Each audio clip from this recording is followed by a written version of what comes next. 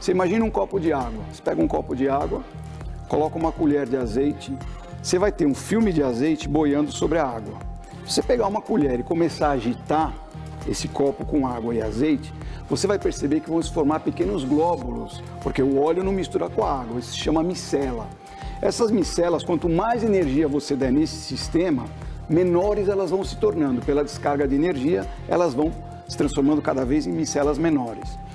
Nós produzimos, por exemplo, alimentos lipossolúveis dessa forma. Pegamos um grande tanque com milhares de litros de água, colocamos aí milhares de litros de óleo, misturamos isso com uma energia absurdamente grande. Então esses glóbulos, que eram glóbulos visíveis no copo de água com a colher, aqui eles ficam, por exemplo, do tamanho de nanômetros.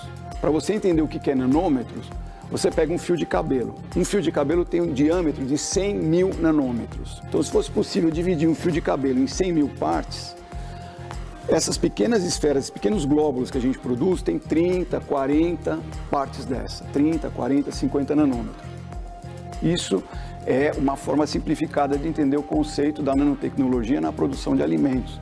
Aqui no Brasil, nós somos a primeira empresa que está trabalhando com isso. A gente mexe com isso há 25 anos e há 7 anos estamos especificamente trabalhando na área de alimentos para poder entender como tornar esse alimento bom, bonito e barato. Quer dizer, pegar isso que a natureza produz com tanto carinho, com tanto cuidado dentro de uma célula, para levar dentro da célula do ser humano.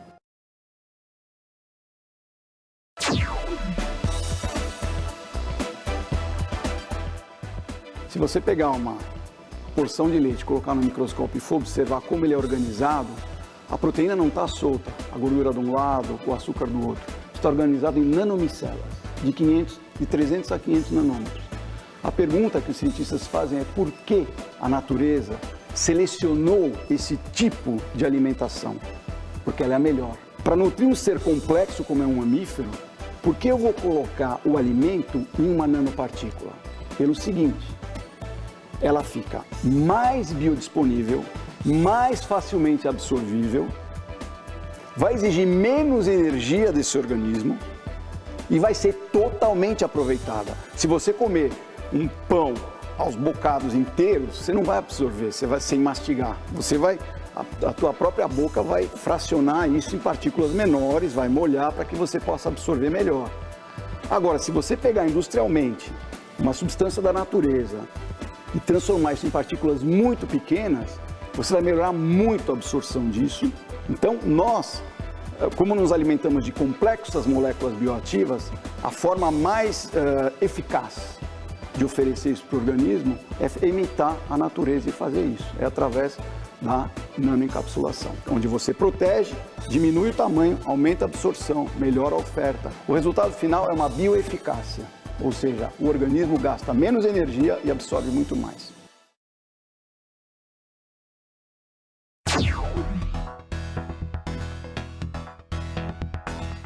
Não é uma tarefa simples, é uma faca de 2 gumes. Você pegar uma substância que seja robusta para proteger uma molécula delicada no processo industrial, no envase, durante a vida de prateleira desse produto, muitos meses, às vezes em meio líquido, muitos meses em meio úmido, ou em meio com temperatura durante o transporte. Então ela tem que ser uma molécula robusta, um polímero robusto. Ao mesmo tempo, ela tem que ser delicada ao ponto de sofrer um choque de pH, abrir e liberar essa substância rapidamente para ela poder ser absorvida. Primeira coisa, você tem que passar por um screening da Anvisa, quer dizer, essas substâncias que vão ser usadas para fazer essa mágica de conter essa partícula, elas têm que estar no Códex. Segundo, você tem que ver a categoria que esse alimento está. Se é uma bebida láctea, se é um preparado em pó, se é um refrigerante, se é um suco, se é um néctar, enfim. Então, a partir daí, você vai no Códex e vê que substância você pode usar, em que nível, que aditivo você pode usar. A partir daí, você começa a fazer o trabalho.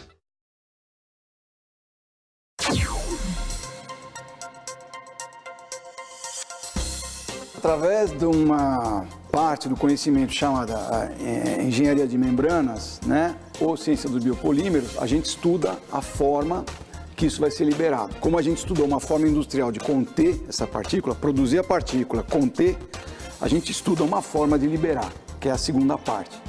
Micro e nanoencapsular é conter e liberar adequadamente. Conter adequadamente e liberar adequadamente.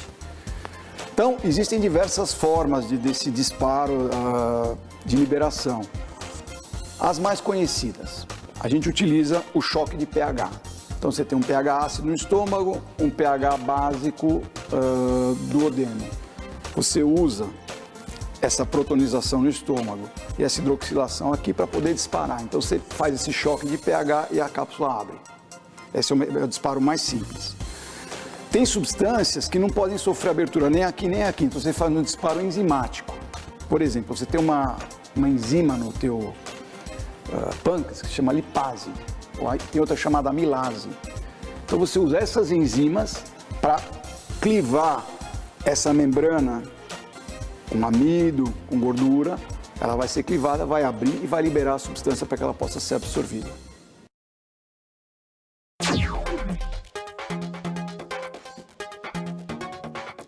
No Oviva, a gente nanoencapsulou duas substâncias, a vitamina C, né, e o extrato de guaraná. Por que nós fizemos isso? A vitamina C é uma substância extremamente reativa, ela é reconhecida como um poderoso antioxidante. Como tal, ela antioxida tudo que tiver perto dela, ela reduz tudo que tiver perto dela. Na fábrica, quando ela é produzida, no produto que ela está embalada em volta, tanto que normalmente os fabricantes sobredosam a vitamina C para poder ter uma taxa de vitamina C que está descrita no rótulo. O organismo, quando está submetido a uma dieta imprópria, ele produz esse excesso de coisas, ele produz muito lixo celular. Esse lixo celular se traduz em oxigênio.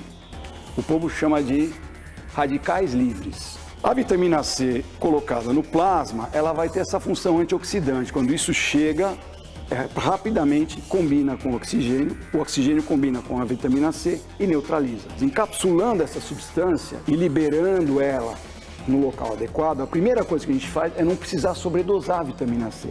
A segunda coisa, a gente consegue entregar ela no local onde ela é necessária, né? Então, esse é o motivo de encapsulação da vitamina C. O extrato de guaraná, ele tem uma série de substâncias, entre elas, ele tem a cafeína. Então, o grande motivo é fazer uma liberação controlada desse extrato de guaraná, dessa cafeína. Por quê? Porque essas substâncias que tem no extrato de guaraná têm uma meia-vida muito curta no organismo. Quando ele entra no organismo, o fígado fala, isso é uma substância estranha. Cada vez que passar pelo fígado, pelo hepatócito, isso vai ser metabolizado e mandado para o rim. E o rim excreta. Então, por exemplo, se você tomar um guaraná hoje, um extrato de guaraná puro em pó, aquele amarguinho, em 8 a 10 horas você já não tem mais nenhum guaraná no teu corpo fazendo efeito. Quando isso está micro e nanoencapsulado, ele está alojado na parede do teu intestino, liberando em microdoses, constantemente, numa dose constante no teu corpo. Então, os efeitos que são desejados desse guaraná, eles estão sendo prolongados. Esse é o motivo da encapsulação no Viva.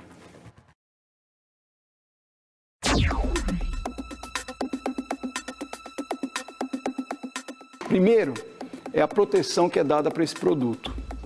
Então, se ela é uma substância que reage com oxigênio, e ela está numa cápsula aberta, em contato com o oxigênio, é óbvio que ela não vai escolher se é oxigênio do ar ou oxigênio reativo do teu lixo celular.